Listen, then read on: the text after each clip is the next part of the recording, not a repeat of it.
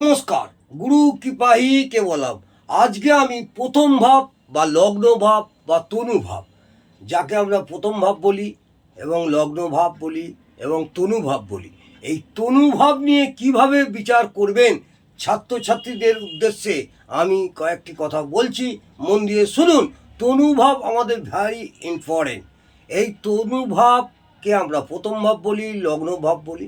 এই তনু ভাব যেসব জাতক জাতিকাদের তনুভাবে গ্রহেদের কি অবস্থান, সেই সব জাতক জাতিকাদের কি প্রভাব পড়ে, সেই নিয়ে আমি বিস্তারিত আলোচনা করছি।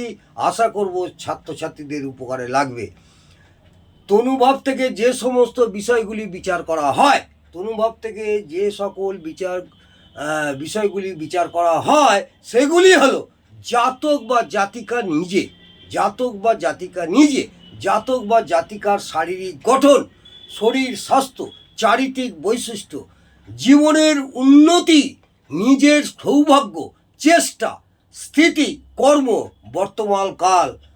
বর্তমানকাল, কণ্ঠদেশ ও কণ্ঠ, পরিবেশ, পূর্ব দিক, বৈদ্য, স্বদেশ ভাগ্য, স্বদেশে বাস, দেহের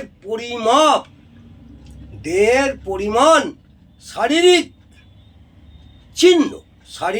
চিহ্ন, কোথায় কি চিহ্ন আছে শরীরে, আকৃতি, প্রকৃতি, অঙ্গ প্রত্যঙ্গ, গুণাগুণ, জীবনী শক্তি, গায়ের রং, মান, যশ, রূপ, আদ্যপান্ত, উদ্যম, মস্তক, জ্ঞান, সম্মান, অবস্থিতির স্থান, প্রবাসবাস, স্বভাব, প্রশংসা, ইন্দ্রিয় সুখ, আয়, জাতি প্রেম, মেজাজ, মাতৃভূমি, মুখের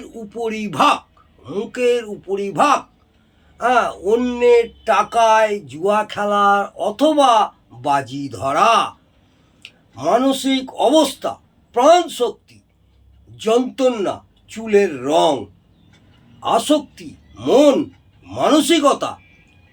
মানসিকতা অবস্থা আর কি, প্রাণ শক্তি, যন্ত্রণা এবং অলসতা, চুল, ত্বক, চর্ম, রাষ্ট্রের অধিবাসী, দুঃখ, ব্যক্তিত্ব, জনস্বার্থ, জীবনের অসফলতা, central nervous system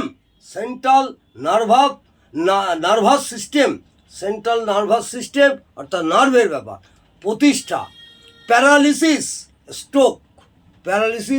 stroke, coma, নার্ভের সমস্যা, জীবনের অবনতি, ব্রেনের সমস্যা, প্রবল জ্বর, অনিদ্রা, মাথা ধরা, অঙ্গ প্রত্যঙ্গের গঠন, মাথায় চোট লাগা বা আঘাত লাগা, দেশের সার্বিক অবস্থা, ছেলেবেলা, অভ্যন্তরীণ রাজনীতি, জনগণের চেতনা ও মতবাদ, শরীরের সফলতা, নিজের দুর্ভাগ্য, বংশবৃদ্ধি, দেশের সরকার, শরীরের দুর্বলতা, জীবনের সফলতা, জাতীয় দুঃখ।